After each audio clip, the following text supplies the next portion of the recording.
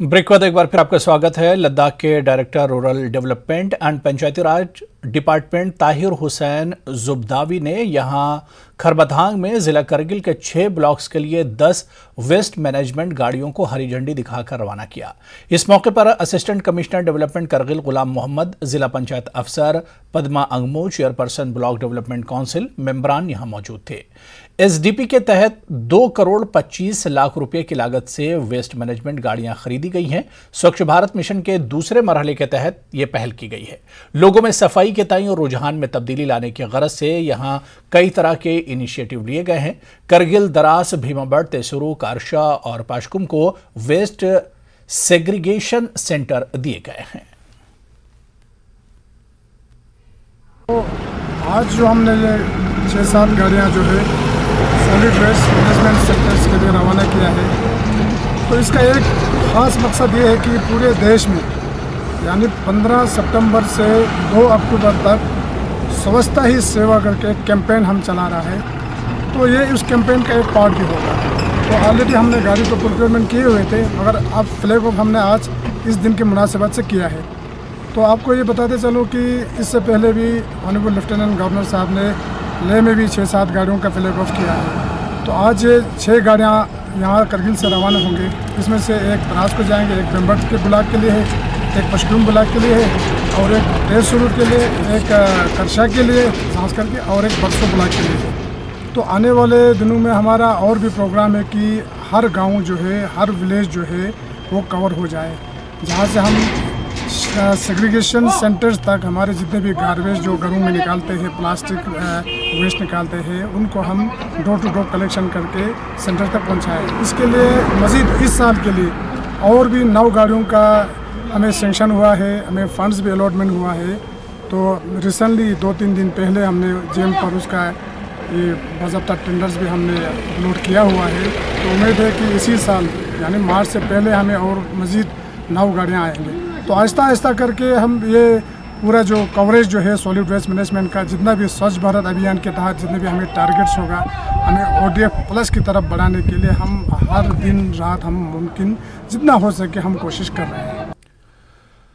करगिल के deputy commissioner संतोष सुखदेव ने capital budget और लद्दाख पहाड़ी काउंसिल के पैक्स बजट के उमूर का जायजा लिया। तमाम सेंट्रली स्पॉन्सर्ड स्कीमों का जायजा लिया गया। डीसी इस मीटिंग की अगुवाई कर रहे थे। सब्सिडी स्कीमों और रुके हुए प्रोजेक्टों पर बातचीत हुई। DIC के जनरल मैनेजर इस मीटिंग में थे। Assistant director handicraft, district superintendent handloom, superintendent ITI और दूसरे ओहदे वाले अफसर भी इस मीटिंग में मौजूद रहे। अलग अलग प्रोजेक्टों में हुई प्रगति पर यहां बातचीत की गई।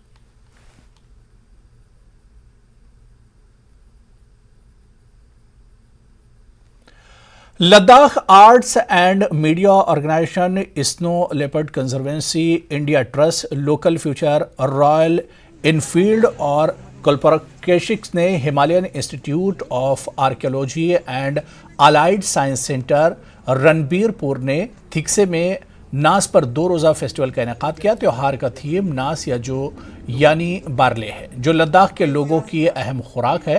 2 रोज़ा फेस्टिवल में कई तरह के प्रोग्राम को शामिल किया गया, जिसमें खाने के स्टॉल्स, म्यूजिक परफॉर्मेंस, फिल्म और तस्वीरी नुमाइश शामिल थी। 2 रोज़ा फेस्टिवल के दौरान मुख्तलिफ खुराक और ज़राअत पर मुबाहिसे भी हुए। नास फेस्टिवल में लद्दाखी टोकरियों और मिट्टी के बर्तन बनाने पर वर्कशॉप के सेशन भी मुनक्किद हुए। तो मेन मकसद यही, ये दो दिन का त्यौहार है। तो इसका ये है कि हमारे जो पारंपरिक जो खान पान है और लद्दाखी जो पारंपरिक खेती बाड़ी है उसको बढ़ावा देने का है, लोगों में जागरूकता फैलाने के लिए और लोगों को ये बताने के लिए कि लद्दाख में भी बहुत सारे ऐसे खान पान हैं जो लोगों को, अपने लद्दाखी युवाओं को ही मालूम नहीं है कि हाँ यहाँ पर किस तरह के खान पान होते हैं और यहाँ के जो पारंपरिक अपनी खेती बाड़ी है वो कैसे किया जाता है। तो ये यहाँ के युवाओं को भी नहीं मालूम है। तो ये उनमें थोड़ा सा उनको थोड़ा सा जागरूक करने का एक ये पहल है हमारी। ये 3-4 संगठन मिल के कर रहे हैं हम ये पहल यहाँ पर, तो अभी तक काफ़ी अच्छा रिस्पांस आ रहा है, काफ़ी लोग आ रहे हैं, इसको अप्रिशिएट कर रहे हैं। तो मेन मकसद यही है बस कि लद्दाखी खान पान को जो है बढ़ावा दें। तो इसमें स्टॉल तो मेरे ख्याल से कोई 15-20 स्टॉलें हैं यहाँ पर, और बहुत सारे अपने जो महिलाएँ हैं लद्दाख के जो महिला संगठन उनका भी यहाँ पर स्टॉल लगे हुए हैं, तो वो भी बड़े स्वादिष्ट खाना लेके यहाँ पर आए हुए हैं। तो इसका एक मैसेज ये भी है कि आजकल जो है लद्दाखियों का जो स्वास्थ्य के मामले में थोड़ा सा पिछड़ रहा है लद्दाखी लोग, क्योंकि जितना पौष्टिक खाना हमें खाना चाहिए तो वो उस तरह के नहीं खा रहे हैं। तो क्या हो रहा है कि आजकल जो है ये जो पैकेज्ड फूड है, पैकेज जो खाना होते हैं वो बड़े खा रहे हैं लद्दाख में। उसकी वजह से लोगों के स्वास्थ्य जो है वो बिगड़ रहे हैं। तो इसका असर, इसका प्रभाव फिर अपना प्रकृति और एनवायरनमेंट पे भी बहुत ज़्यादा पड़ता है, क्योंकि जितने भी ये पैकेज फूड आते हैं वो बाहर से आता हैं।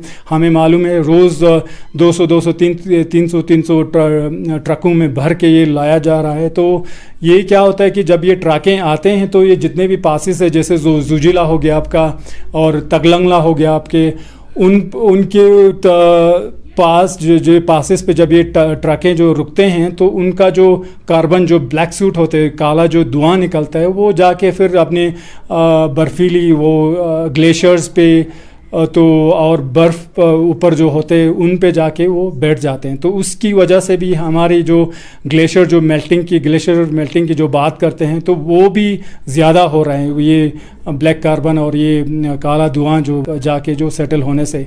तो इनका भी थोड़ा सा लोगों में समझ होनी चाहिए कि बाहर से जितने भी पैकेज फूड लाते हैं उससे सिर्फ हमारे स्वास्थ्य पे ही प्रभाव नहीं पड़ता है, उसका नेगेटिव प्रभाव जो बुरा जो प्रभाव पड़ता है वो हमारे स्वास्थ्य पे ही नहीं बल्कि अपने वातावरण और प्रकृति पे भी बहुत इसका प्रभाव है।